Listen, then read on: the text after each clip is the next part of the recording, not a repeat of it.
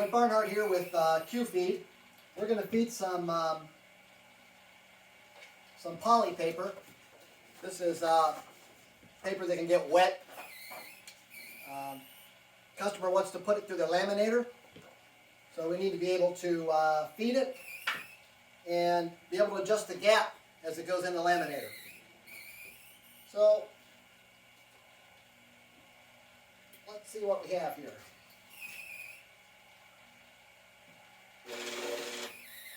So we want the sheet to stick out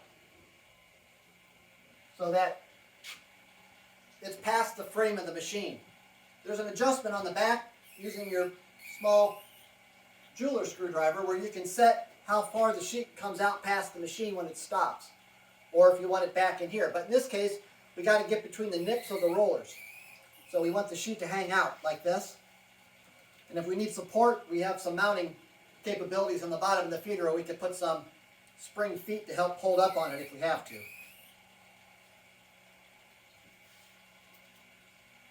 We also want to be able to set the gap. We'll talk about that here in a minute.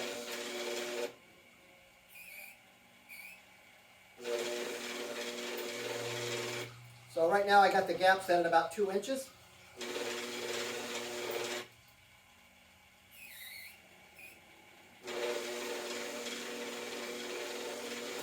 I think we got a double there.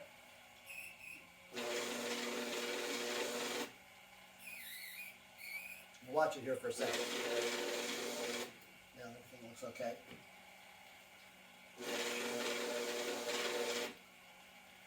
So if we want to close the gap up a little bit, we can adjust the delay on the back of the machine to move the sheets in closer.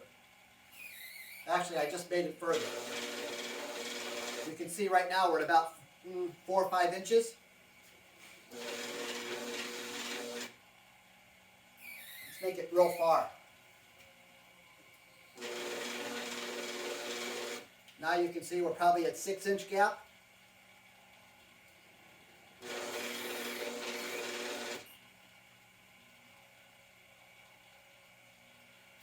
Now, when we go to feed it into the laminator, since the nip of the laminator is going to be right here, we don't want the feeder to feed until that sheet is clear of the roller nip. I won't be able to demonstrate that today, but between our photo eyes, our feed eye, our stop eye, we will do that by feeding what's called falling edge. We will not trigger it until the photo eye sees the back edge of the sheet. I don't have any of those in stock, so right now this triggers on the front edge of the sheet. Now, let's move the gap so these sheets are on the floor.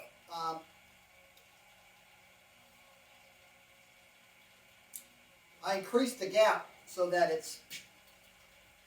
we have a big gap. Let's see where we're at with that.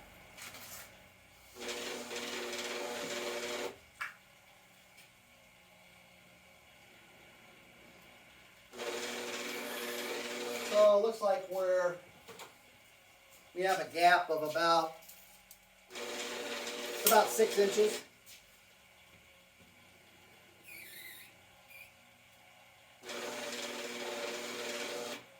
Then we can adjust our gap by adjusting the delay on our trigger eye. This conveyor belt has tape on it. If it hits at the right moment, it catches that tape.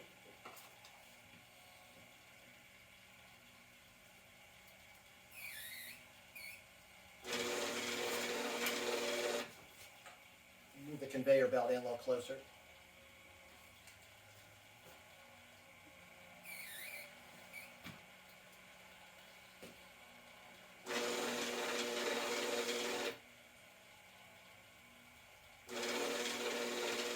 So our gap is now about 1 inch.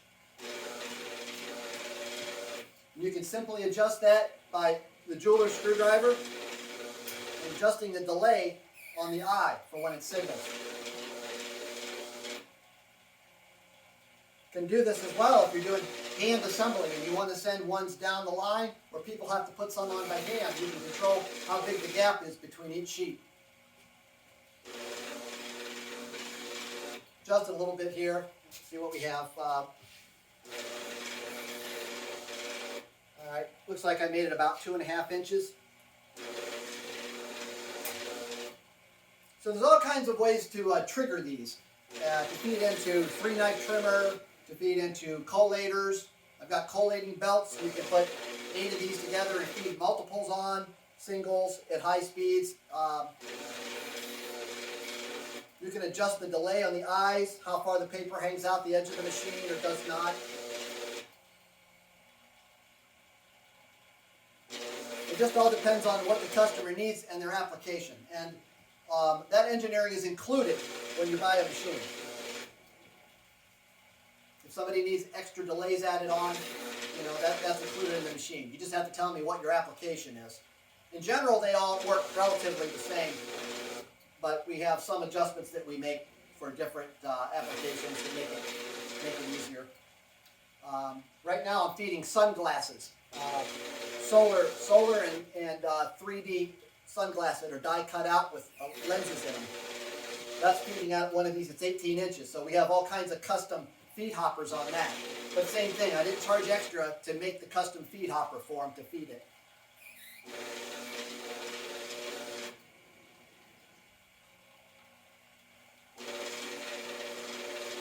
Now these should be almost over top of each other.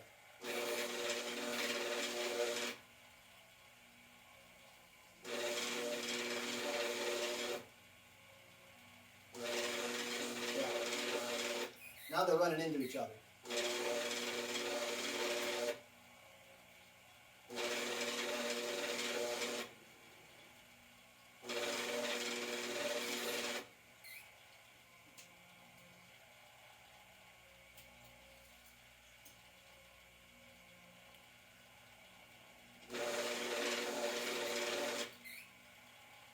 Where we're at now. So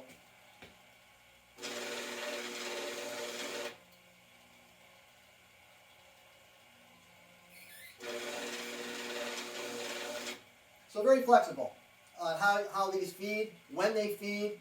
If you're doing tipping, I've got some companies that actually use these for tipping a credit card onto a piece of paper that you get in the mail.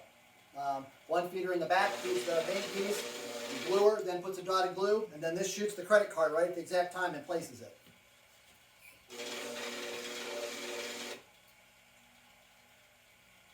Move them closer together.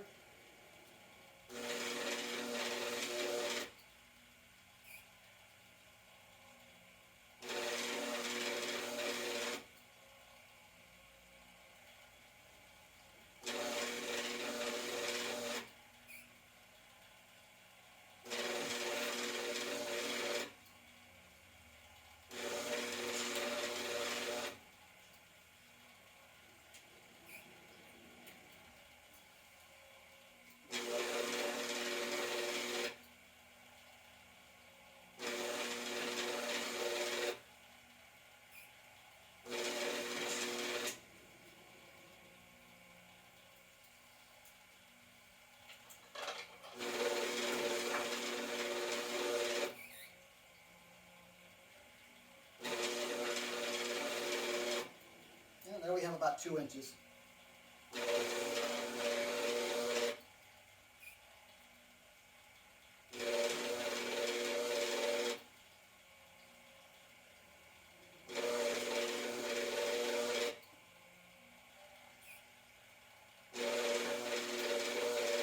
We also have these, we have fold rails that go here. You want to do folding, we can do plow folds.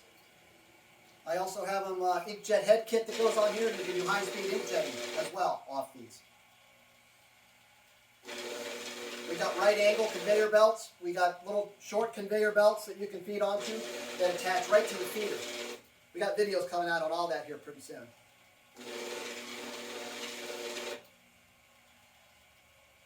So the only difference between this one and the final product is going to be, what we'll do is the photo eye will feed off the tail edge of the sheet.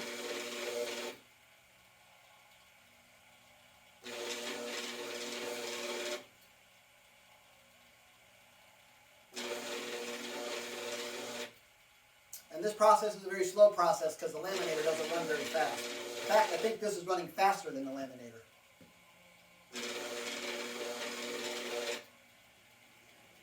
But gives them a nice hopper. They're not running real fast, so there's no real reason to load the hopper up as far as you can load it, but that'll last quite a while. And we make the delays on the eyes, so you have to use a jeweler screwdriver so nobody can, operator can't bump it or drag their shirt on it and change all the timing on the machine. You can also adjust the speed of the machine, but that changes the timing as well, as you can imagine. So there you have it. It's Brent Barnhart with Q-Feed. Being able to adjust your delays on your eyes and everything.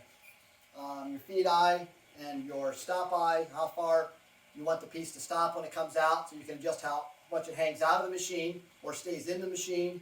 And then once your trigger eye is triggered, maybe this is mounted up under another machine it's hard to get to. Once it's mounted, then you can dial in the timing, by adjusting the timing with a screwdriver. It's real simple. So